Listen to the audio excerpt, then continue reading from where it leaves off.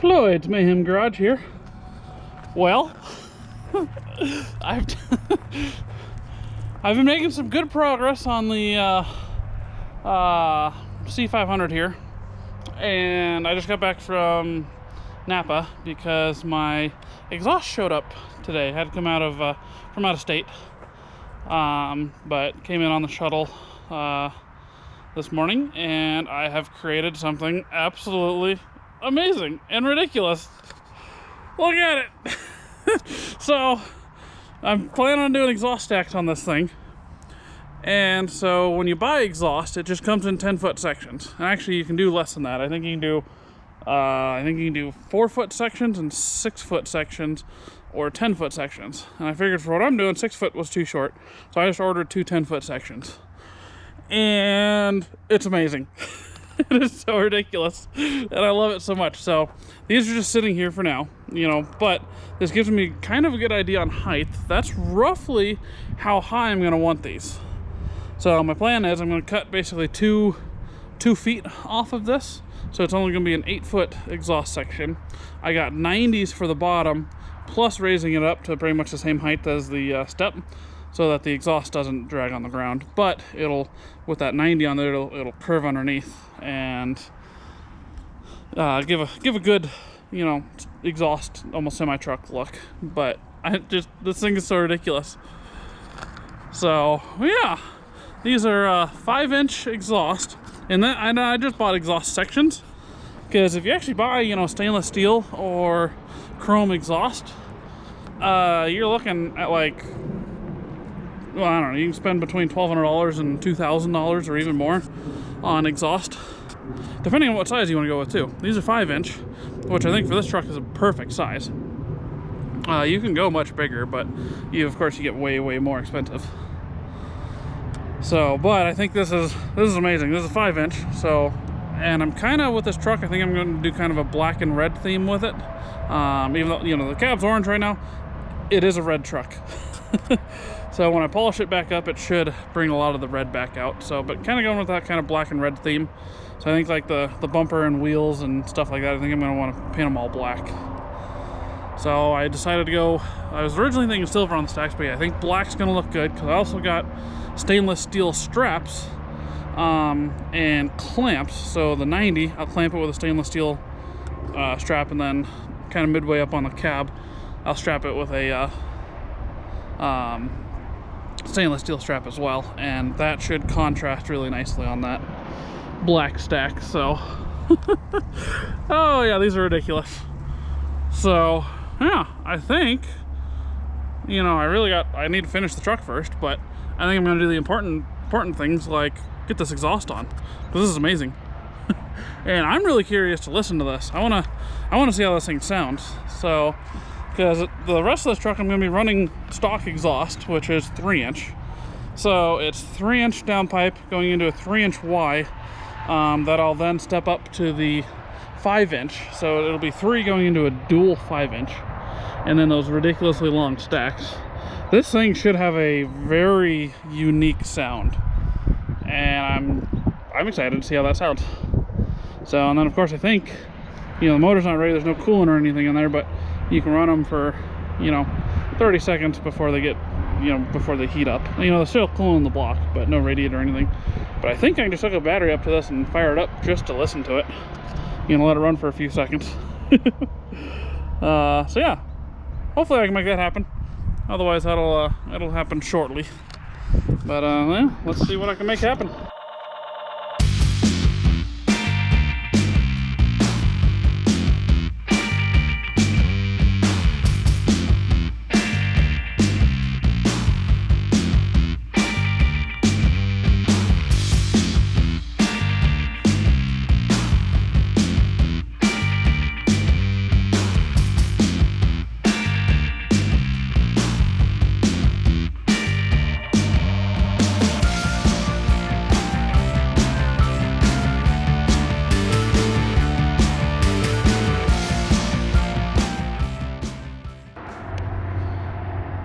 So John ended up coming out.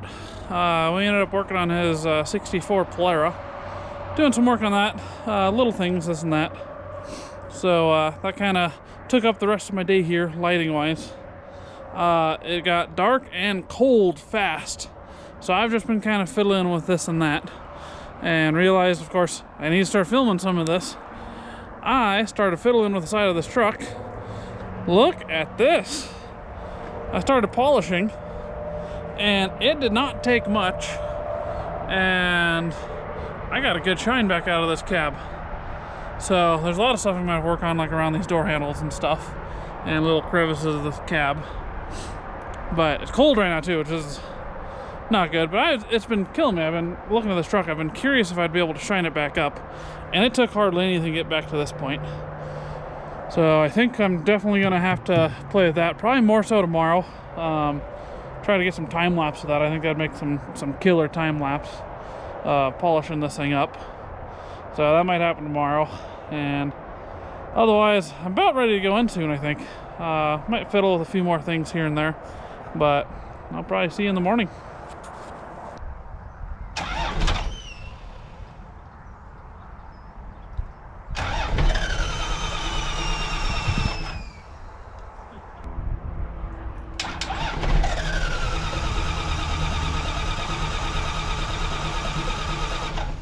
Yeah, but it should start. It's not even smoking. Not even smoking? Did you lose your prime? I don't know. I don't think so. Let's see. Well, I smell fuel. Unburnt fuel. Yeah, just give it a shot of ether. Oh, hey, hold on. It's not getting any air. Oh! Okay, hold on. I gotta film this. It's the simple things, you know? Like the tape over the turbo to keep stuff out of it, like air. Yeah. What do you need for a motor to run? Hey, you know, I bet it'll fire right up now. I bet it will. All right, let's give that a shot again. Try that again. Oh boy, yeah. It's too hard sometimes, or too easy sometimes.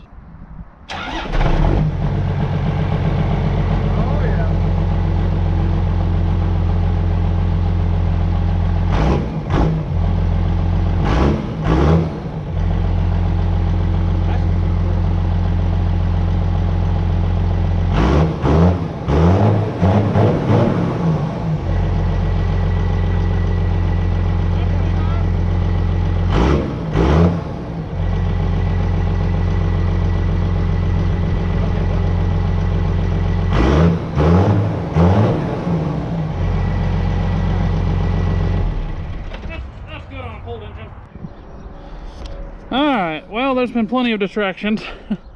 John came out and ended up doing a couple things on his orange car. And then I hadn't eaten all day, neither had he, so we ended up going to a late lunch, early dinner, whatever you want to call it. Late lunch. And so yeah, just getting back. It's already getting dark again, but this is kind of where I was. I've just been working. And just trying to get this done. Filming's neat, but it gets in the way sometimes. And I forget sometimes. But this is where I'm at. So Y is out, or you know, comes back, goes into Y, goes into that side, and goes into this side. And these are my adapters I made. Just a flat plate with, you know, 5-inch OD and a 3-inch hole in the center. But I offset it to get it to go underneath the frame. So now that's the same height as the big pipe. Big pipe goes to the stainless steel clamp. This is ID, this is OD, and this is ID-OD clamp. So that actually slides into there, which is nice. And then that's the mount I made there. And so then I've got just a band clamp up here because I made a bracket. So that'll mount to the cab here. And that'll give me my band clamp that I can mount here. And get the stack mounted, and I made one for the other side as well. So, and then I got a piece of rubber. It's about 3/8 of an inch thick, and it'll squish down a little bit. That I'm going to mount this through as well. And yeah, pretty much. I'll do the same to the other side, and mounting it to rubber. I'm either going to make a plate for the inside, or I'm just going to do some big washers. Washers would probably be fine. A plate would probably be better. And I should probably do a plate. we'll see what happens. But yeah, get those mounted. Here's a neat one for you. I got my rubber spacers, cushion pads, whatever you want to call them, for my cab mounts for the stacks. I need to punch some holes in them. So, good thing to use, old shell casings for ammo. More specifically, if you have anything steel cased, it cuts much better. It's a little bit more durable than the brass stuff. But case of what I have here is 7.62 by 54R, which is the Russian Mosin Nagant. So, got some old military steel cased ammo. And you can either use the small end or cut that end off and get some bigger holes. So, that's what I use. Punch some holes in the rubber. So, because I'm lining them up in the corner here, and it works. You can hammer them, which works decent as well. Otherwise, I do like the vise, because you center it up and get where you need, and close it up. It cuts in, you finish cutting it, and pull it out, and there's your hole. Pretty slick, little nifty, little neat trick. So, because I know if you try to drill holes in rubber, they never end up round, it never cuts a clean hole, and it usually burns up the bits because they get so hot. So, crunch, finish cutting it. Yeah.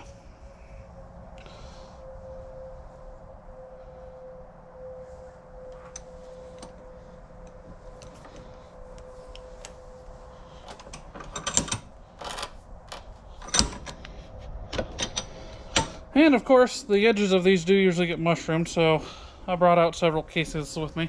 I thought I had some out here. I think I finally used them all, so I went inside to grab some more. But there we go, 4 holes ready to go. And we're on the driver's side here. This is what I came up with. This little bracket fits nicely on the hood here. The cut angles fits on the cab, and then I've got a space here. There's going to be a little bit of air gap, but not a whole lot, but basically big enough space for that guy. And so when I tuck that in there, and where I come down to, I wanted this about an inch down from this body line. We'll put it there, and we look pretty darn good. I'll probably be that way just a bit, and I think that should line up the stack nicely. So I have to figure out exactly where I want this, because I'll make both sides match.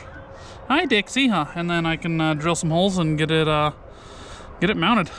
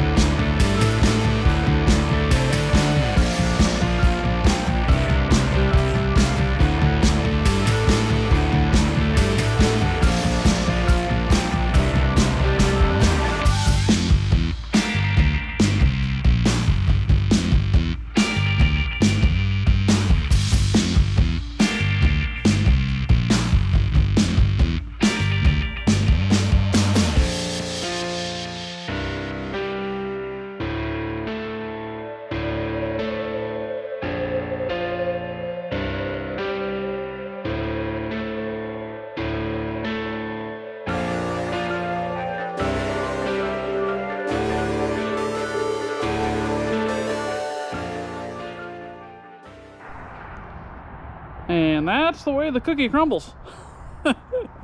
This thing is so amazing looking. So yeah, I gotta apologize, I skipped a little bit there. Ended up just working hard here.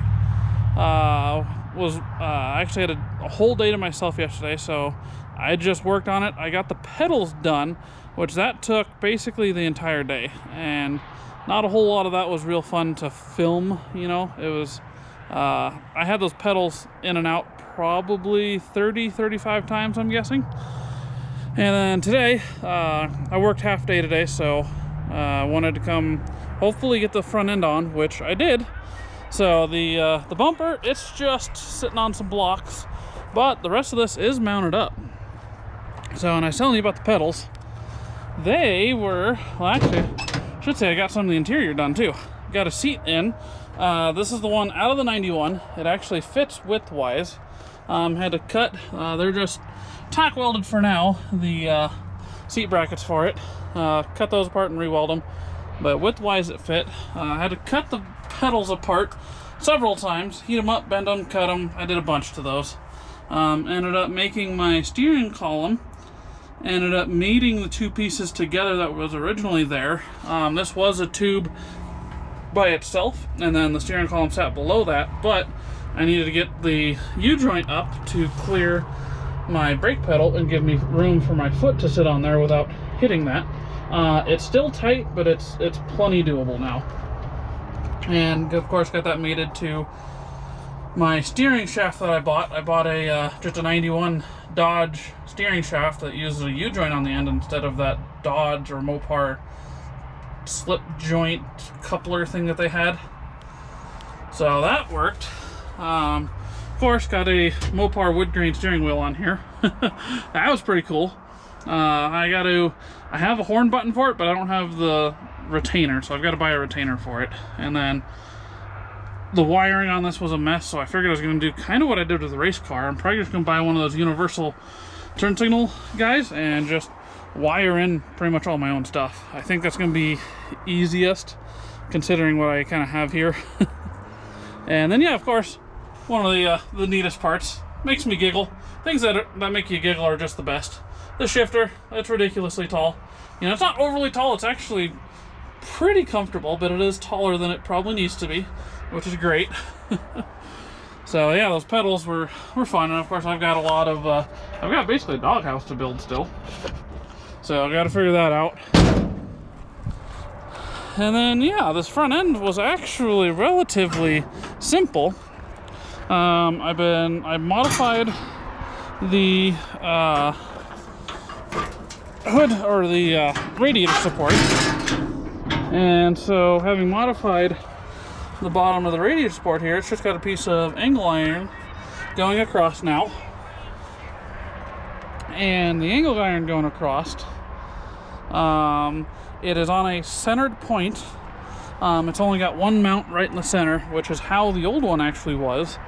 And I was originally going to mount it more solid, but I had realized, and actually my frame right now, the rear is sitting crooked compared to the front, and it's actually got the whole cab sitting crooked compared to the front as well. So frame twist, with the way this front end opens up, basically and that's how Dodge designed it with one centered one, so the front would move with the cab. And that's why there's also all this X bracing. And so I was going to mount it solid originally and get rid of this, but then I realized if you park on any sort of, you know, incline or tweak, it's going to tweak the front end and you're not going to be able to get these fenders open. So changed my direction on that, went with just the one in the center, and so now it can actually pivot with the cab. Got all my cross braces back on there. The engine is looking good in here. It fits actually quite nicely. I ended up pulling the clutch fan off because I was looking at my distances. I basically didn't have room for the fan. So I'll have to get my radiator in here, and I think I'm gonna have to do electric, and that might even be tight as well, but we'll see there. If not, looks like I'm gonna have room in the front. I might be able to actually put it in front and have a pusher instead of a puller. But yeah, it's other than that crossbar, because I trimmed up these ends, the grill is sticking out right now, and that's because it is hitting the frame down here.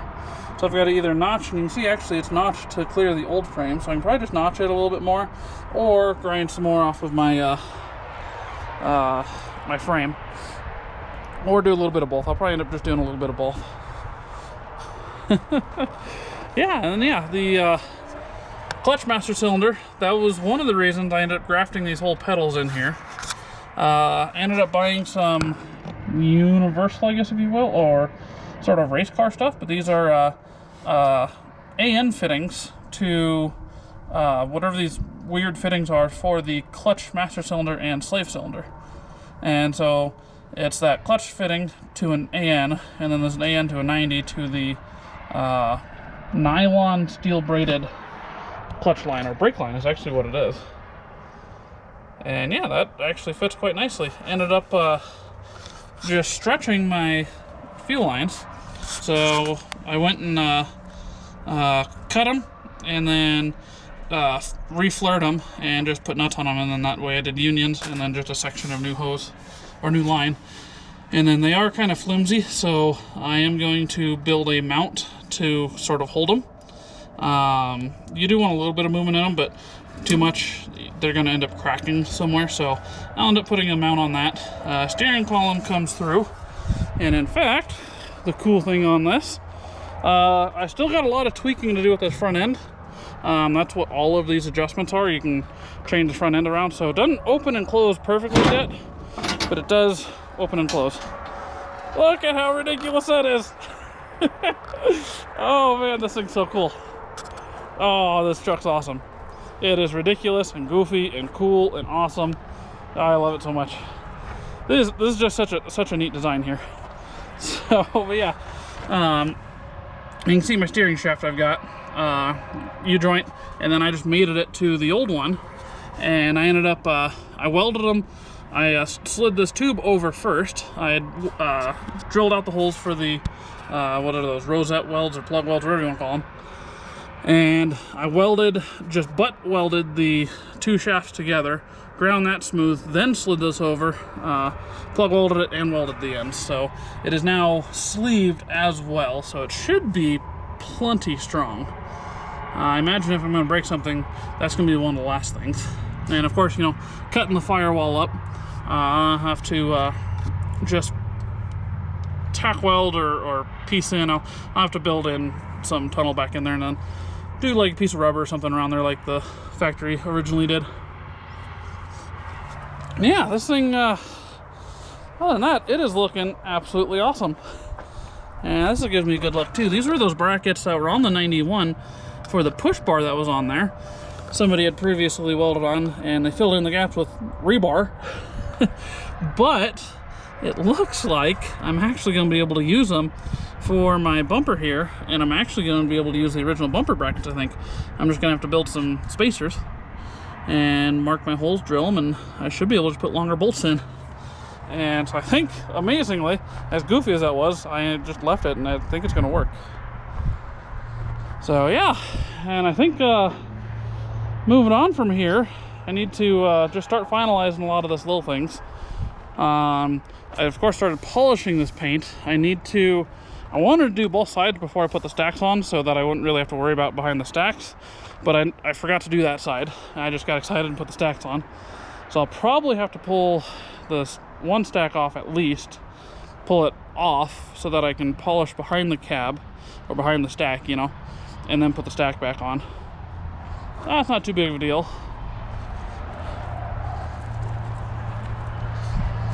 So yeah, I suppose I think I've got a bunch of videos leading up to this one, so I think that'll finish out this episode, and we'll see you in the next one.